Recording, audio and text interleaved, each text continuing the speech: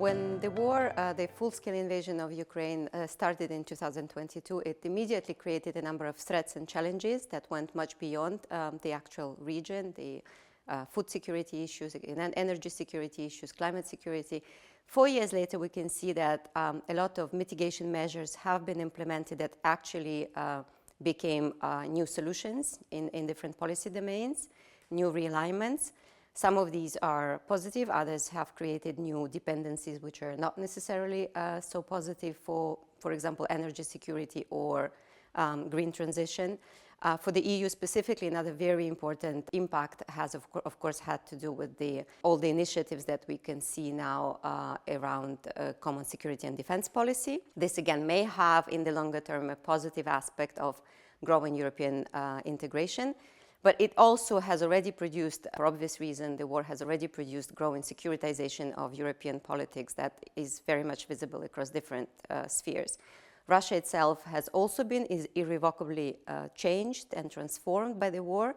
It has become increasingly militarized.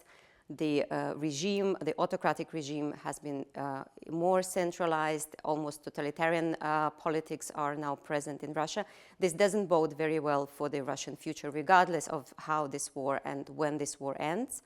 And this has also had very important implications in the region.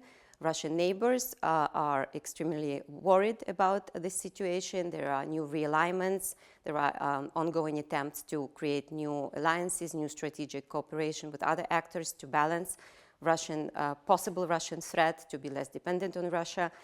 At the same time, Russia has become more dependent on China, which is, of course, again, doesn't bode very well for its future and has very much changed the overall equilibrium within Eurasia. Russia has also not been able to maintain the same relations with its allies further afield, like Iran, like Syria, like Venezuela. And this has created a sort of a bigger global ripple effect in terms of global realignments, in terms of other powers and other actors trying to use this window of opportunity for their own benefit. So the war has indeed produced global effects. And looking forward, the prospects, I would argue, are pretty grim.